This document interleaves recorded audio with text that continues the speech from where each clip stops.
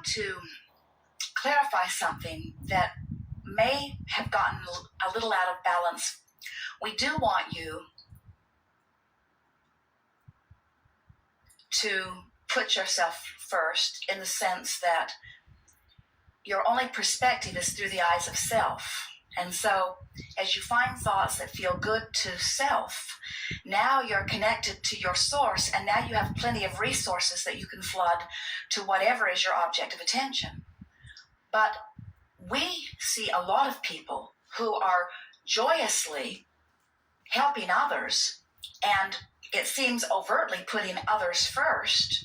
And in doing so, they are having great satisfaction and joy in the process of it.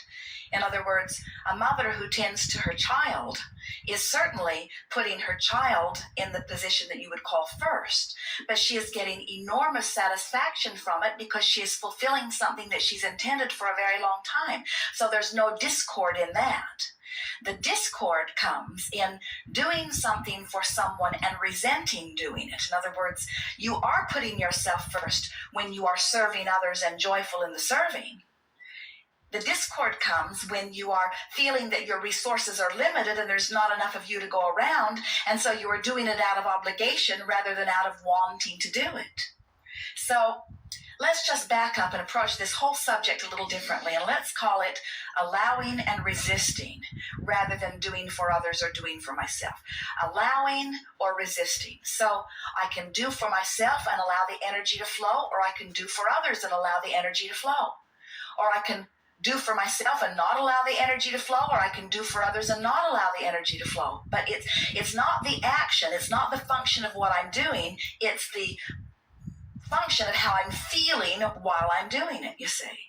So as we've been talking about these different emotional set points, we can feel that you have come a long way. In other words, you can feel that you have been coming more and more into self-appreciation, especially recently, but over time.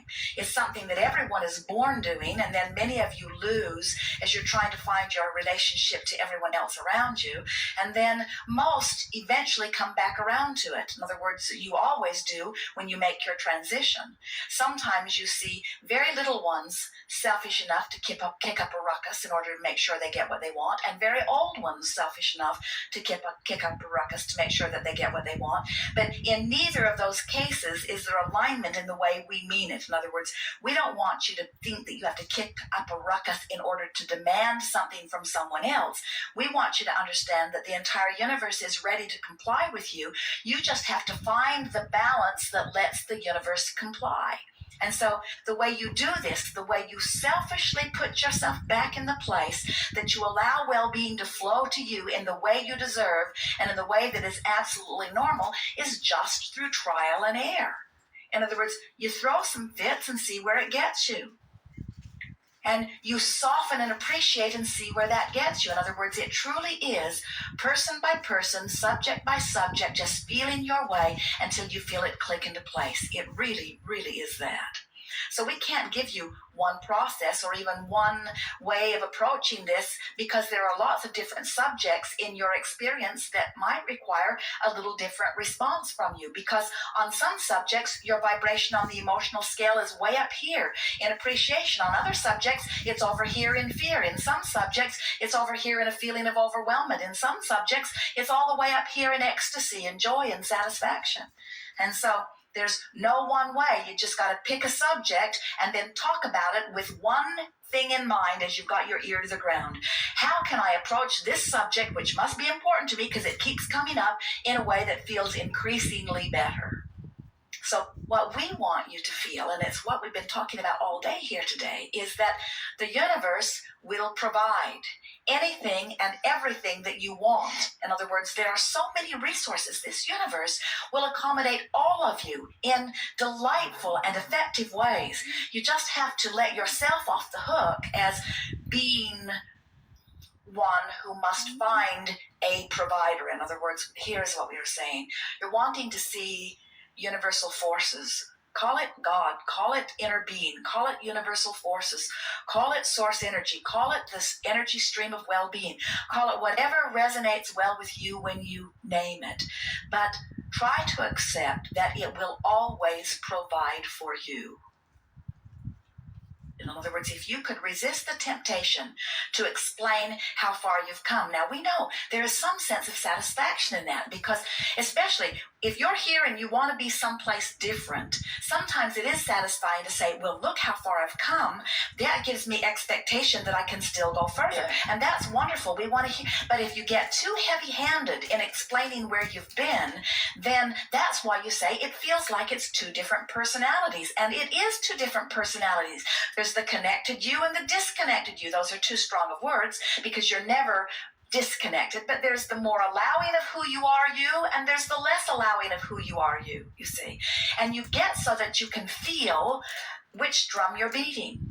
And that's why it's an emotional journey. How I feel is everything, and what I do is inconsequential. But how I feel about what I do is everything, but what I do does not make any real difference. And we want to guide you to that. But how about this? This is a different tact. How about everything that I think that I need to do is all in order to propel me to some place that when I get there, I think I will be happier. So everything that I am doing, no matter what it is, all of my lists of right and wrongs are all about me getting to a manifestation that I believe, then I will be happier. So why don't I take a shortcut and just go get happy? And once I get to that happy place and test it, we encourage you to test this. This is not a theory that we are practicing for the first time on humans.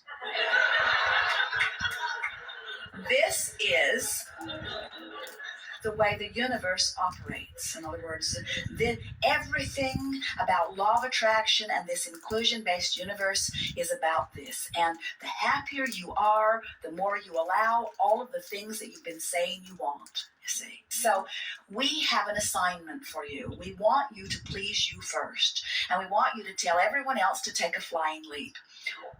Only thing is, in your case, there are not that many others that you will be able to tell to take a flying leap. In other words, there are not a lot of others that are making demands on you. It is your own internal contradictions. It's like Esther. She will say, I am free to do anything in the world that I choose to do. For me to ever be in a moment of complaining is as screwy as it gets, because I'm in charge of everything about my life experience. And we say, yes, but you have these habits of thoughts that are carryovers from when you didn't believe that you were in charge of everything. And you sort of have to release them just one triumphant whoosh at a time.